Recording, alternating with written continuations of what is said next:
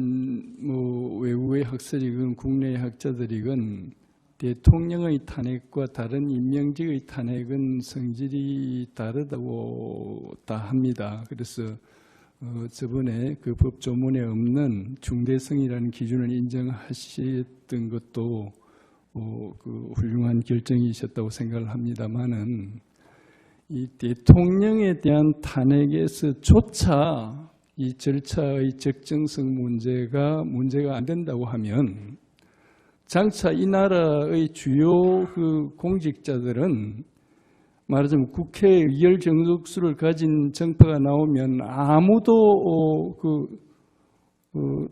무슨 소신 발언을 할 수 없는 상황이 될 겁니다.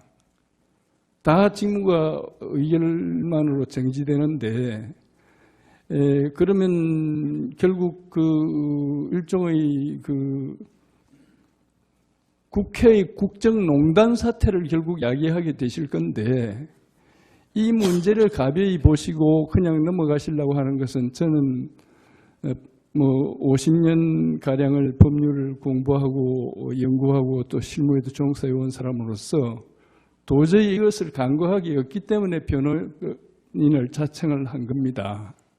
그래서 이 문제는 이번에 반드시 기준을 제시해 주셔야 된다고 저는 봅니다. 이 사태가 난 것이 전에 재판에서 이 절차 문제는 국회의 자율권의 문제라고 헌재가 결정한 데에 중대한 원인이 있고 또 대단히 죄송합니다만은 저희들이 참여하기 전기일까지 이 절차 문제는 거론하지 않는 것으로 함으로써 제가 보기에는 이 국회가 해놓은 이 절차는 전 세계 누가 봐도 이 말도 안 되는 절차인데 이 절차를 법적으로 거론할 필요도 없이 정당한 것이라고 간주해온 재판관님들께도 책임이 지금 많이 있으신 겁니다. 저희들이 무엇 때문에 재판관님들한테 대들겠습니까? 그런 상황이 되어 있기 때문에 이것을 바로잡을 수 있도록 심리를 해 주십사고 요청하기 위해서 그렇게 강한 말씀을 드린 것이지 저희들이 재판관님들한테 잘못 보였으면 무슨 이득이 있겠습니까? 그래서 제가 이 문제에 대해서 몇 가지는 꼭 말씀을 드려야 되겠는데요. 우선 그 세계 다른 나라도 이 탄핵이라는 것은 매우 비상한 절차이기 때문에 탄핵에 관해서 상세한 무슨 입법을 하고 이런 나라는 없습니다.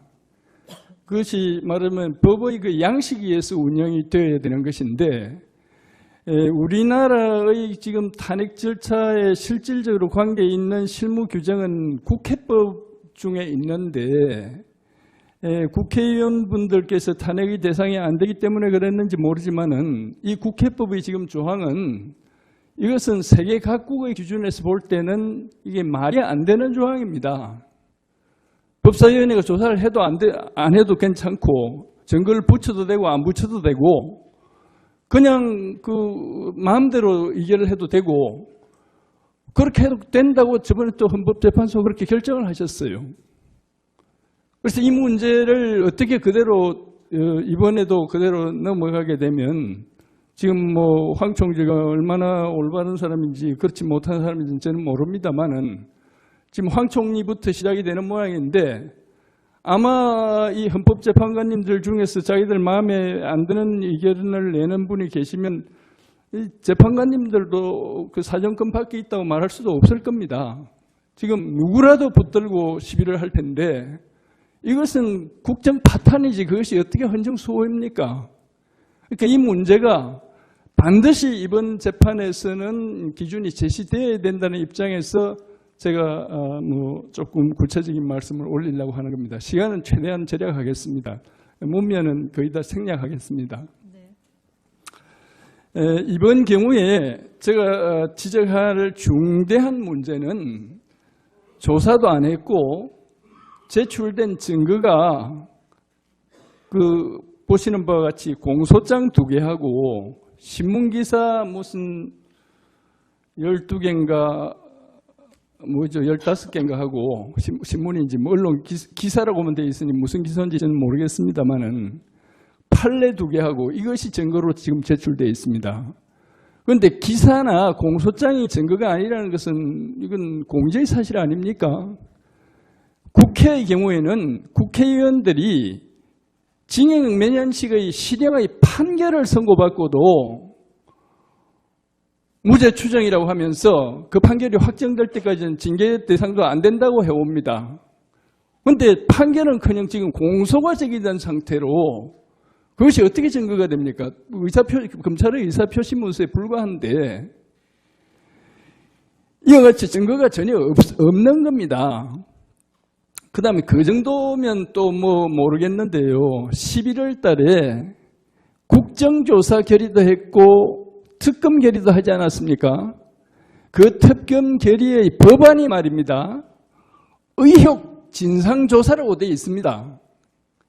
그 특검은 지금 아직 그 활동이 끝나지 않았고 진상조사 보고서는 1월 20일에 제출이 되었는데 그러면 이것을 의결할 당시에 국회의 공식적 그 인식에 의하면 이 사태는 의혹으로서 예산과 인력을 들여서 진상을 조사해야 된다는 것이 국회의 객관적 판단 아닙니까? 자기들 스스로 이것에 대해서 전혀 그 입증된 것이 없다는 것을 객관화해 놓은 상태입니다. 이런 상태에서 탄핵의 의결을 한다는 것은 이것은 그냥 뭐 법이고 뭐고 없이 내 기분 나쁘면 탄핵한다. 직무 정지시켜 놓고 그 다음에 되거나 말거나 아니면 그뿐이고 뭐 이런 태도인데 이것은 도대체 헌법재판 앞에 올 수도 없는 이 행패 아닙니까? 헌법에 대한 행패라고 저는 봅니다. 그런데 이것이 전혀 심사도 될 필요도 없고 그 무슨 헛소리를 주장하든 그 내용을 잘 들어서 그걸 판단을 해야 된다고 한다면 나는 이것이 앞으로 큰 국가의 우환을 초래할 것으로 보는 것입니다. 그 다음에 다른 한 가지가 또 저는 소송법을 전공한 교수니까 난 이것을 특별히 중시하지 않을 수 없는데요. 소위 탄핵주의, 이 심판을 구하고 심판을 하는 기관을 별도로 하고 심판을 구하는 자와 상대방을 대립당사자로 해서 그 쌍방의 공격 방어를 통해서 진실을 규명하려고 하는 이 소위 탄핵주의 소송 구조에 있어서는 말이죠. 이 심판의 대상을 특정한다는 것이 필수적인 겁니다. 심판의 대상이 특정되지 않으면 말하자면 소추장을 낸다고 해도 소추장의 내용이 특정이 되어 있지 않으면 그거는 서로 간에 뭘 일이 될 수가 없는 거예요. 거기다가 방어하는 사람으로서는 뭘 공격하는지도 모르니 예컨대 국정을 농단했다고 하는데 국정을 농단 안 했다고 무슨 방법으로 증명을 합니까? 그러니까 그 말하자면 탄핵주의 소송 구조에 있어서 심판의 대상을 특정한다는 것은 이것은 말하자면 법의 그 근본 원리에 속한 겁니다. 그런데 이 사건은 어떤가 하면 말이죠. 재판관님들께서 이미 재판 과정에서 애로를 겪었을 것으로 해서 제가 세세한 말씀을 안 올리겠습니다만은 대부분의 경우에 문제로 되는 행위의 내용이 없습니다. 헌법을 위반했고 법률을 위반했고 뭐 탄핵돼야 될 나쁜 사람이고 이렇게만 써져 있고 심하게 말했으면 욕설만 써놓은 거예요. 내가 보기에 이 사람 아주 나쁜 사람이니 파면시켜 주시오. 이렇게 써놓은 것이지 예컨대 무슨 그 검사가 공소를 제기하면서 이 사람은 뭐 폐륜하고 무슨 인격이 아주 나쁜 사람이니까 이걸 뭐 엄벌해 주시오. 이렇게 공소를 제기한다면 누가 그걸 공소라고 보겠습니까? 근데 지금 이 탄핵 소추문은 그 진상은 그와 같습니다. 아까 재판관님 일부께서 인용을 하셨으니까 제가 거듭 말씀은 안 올리겠습니다만은 그 일의 가호 사건 안에는 적시된 그 행위가 일시장소와 행위 태양을 지적해서 적시한 행위가 하나도 없습니다.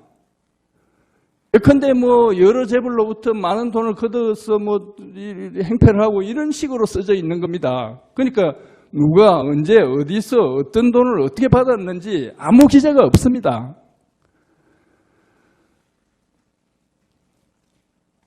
이것은 탄핵 심판, 그러니까 이걸 의결할 당시에도 그랬어요.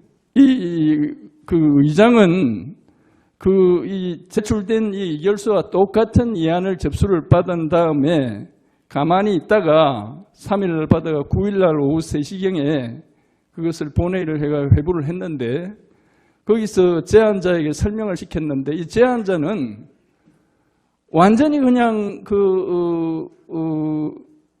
그러니까 사실에 관해서는 아무 설명도 없고 예컨대 그 속에 있는 표현을 보면 대통령은 무기 또는 징역 10년 이상에 해당하는 범죄자다.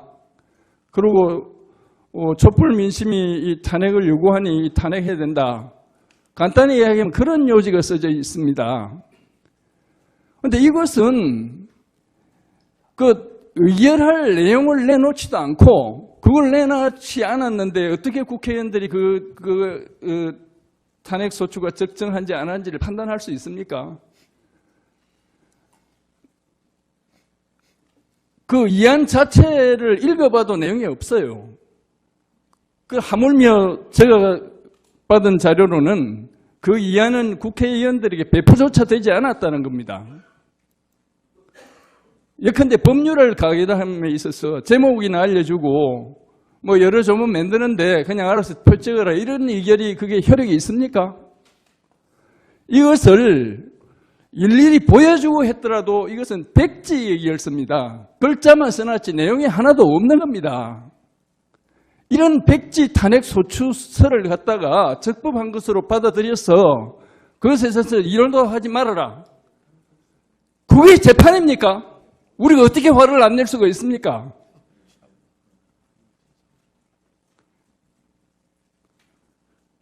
여기는 법률적으로 구체적으로 말씀을 올리면 탄핵 심판인의 대상이 되는 요건 사실에 대한 특정도 없고 그 요건 사실을 심리하기 위한 기초 사실에 관한 기재도 없습니다. 이것은 공소장이라면 이건 볼 것도 없이 공소 기각을 해야 되고 아마 파면해야 될 겁니다. 그 검사는. 그런 검사가 뭐 그게 어떻게 검사겠습니까? 그런데 국회의원분들께서 법을 잘 모르는 분들 많이 계시겠지만은 이 사건 소추에 관여하신 세력이나 지금 법사위원장님들께서도 법을 잘 몰라서 이랬다고 할 수는 없습니다. 저분들은 법률뿐만 아니라 정치나 세상사에 아주 능숙한 분으로 저는 알고 있고 본인이 그렇게 정통한 법률 지식이 없다고 하더라도 이 나라의 최고의 법조인들을 동원해서 검토를 했을 겁니다. 그런 분들이 왜 이런 탄핵 소추문을 써왔느냐? 이것은 고의로 이렇게 하는 겁니다. 좋게 말하면 뭘 구체적으로 고란했다가 시비를 걸려가지고 괜히 애를 먹을까 봐서 그랬는지도 모르겠는데 그것이 아니고